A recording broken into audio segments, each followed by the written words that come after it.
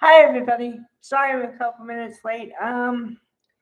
Okay, so Y&R was kind of blah today, and the reason I didn't give a specific hashtag is I'm going to go around the bend and talk about a couple people, like maybe I don't know, two or three people. So I didn't want to single anybody out because I'm going to talk about a bunch of people today. Okay, so for the most part, it was blah because I watched it from the very beginning, and it's about it's kind of I should make up a name for this exposition days where they have to just have whoever they pick a character and they say talk, and it's like a monologue and with a few things thrown in so that, like I said, you can catch up if you're a new viewer to whatever soap opera, you can theoretically catch up and know where everybody is. But it's it can be boring to watch, especially for me because I watch it every day. So I really don't need that. But okay, they have to do it. Okay. So there was talk about Nick and okay. So Joshua Morrow and Melody Thomas Scott had scenes today where she didn't know what was going on with the addiction because the addiction storyline because you're supposed to believe she was at home and she couldn't go to Vegas, which is complete BS because because there are so many holes in that. Okay, I'm going to point out three. And I'm going to be kind because if I wanted to, I can make a video just about that and poke all kinds of holes in it. But okay, I'll go with three. These are the Newmans. They're supposed to have money. They have a jet for for sake, okay? They could get on the jet and go anywhere they please. Number two, even if they didn't have the jet, they have money. Number three, Nikki is supposed to be this all involved mother, and she doesn't drop everything and go to wherever her child is at. I don't believe it. Okay? That's for starters. Okay, so whatever.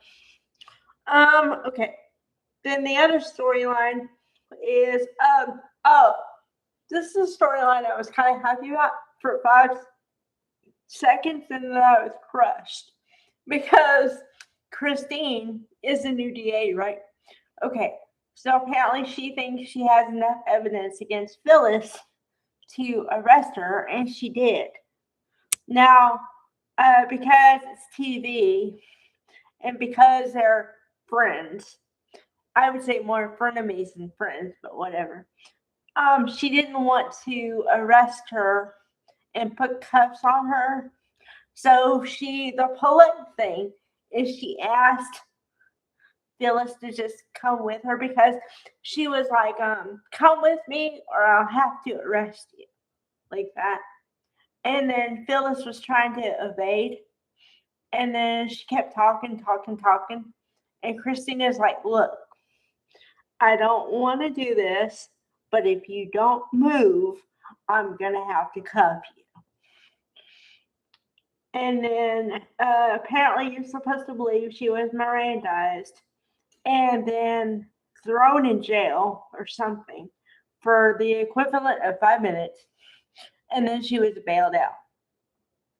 And then, of course, Michael Baldwin is going to take her case after all the stuff he said about he wouldn't take her case. Okay. Now, honey, Christian LeBlanc, you just went through this whole thing about saying, I'm not going to defend you. It wouldn't be right. It wouldn't do this. I can't do it. And you flipped. Why? Why?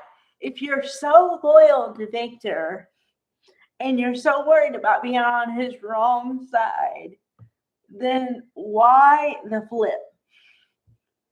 Please explain. Okay, going around the bend again.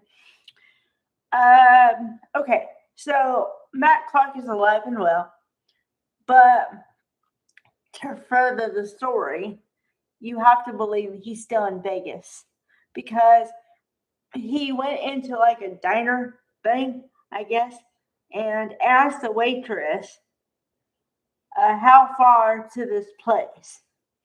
And where am I? And she said, whether you like it or not, you're in Vegas, honey. So, yeah. Okay. So, there's going to be more to that. Okay. So then, what else is going on? Let's see. We got the Nick thing. We have the Phyllis thing. Oh, and then Phyllis happened to drop in. This was a little bit before. Phyllis happened to say that, well, I'm glad you bailed me out because Daniel didn't answer my phone call when I called. Didn't answer when I called. I was like, yeah. Okay. And then the thing with Phyllis and the thing. Oh, and then the last scene, I think, was Nikki came in the house that, Victor's there with Nick. So Nick is trying to be the voice of reason here. And he says, Mom, come on, can you please talk to Dad? And she's like, I don't think I have anything to say. And then he's like, Dad, come on. You want to make up with her and all this stuff. And he's like, your mother has made her decision. Talk about two stubborn people. Okay, and that was it. Legit, that was the end of the soap opera. So, I don't know. I know it's Tuesday. I know I've talked about this before. And this isn't really a part of a soap opera. I'm just saying. It's kind of an aside. We have 5 days a week, right? So there's bound to be one day a week that's kind of boring. And it's like the catch-up day and stuff. But, I mean, I understand that. But could you not put something on, even on that day? Because for, like I said, a loyal viewer, it's really boring to watch. Because it's like, okay, know that. And I'm like waiting for the new stuff. And for 40 minutes of whatever, you get like this much new stuff. And it's like, really? Really? I mean, I feel like we got more yesterday than today. Just odd. And this is during sweeps when you're supposed to be keeping viewers and stuff. It makes no sense. Okay, here's hoping for tomorrow. Bye, everybody.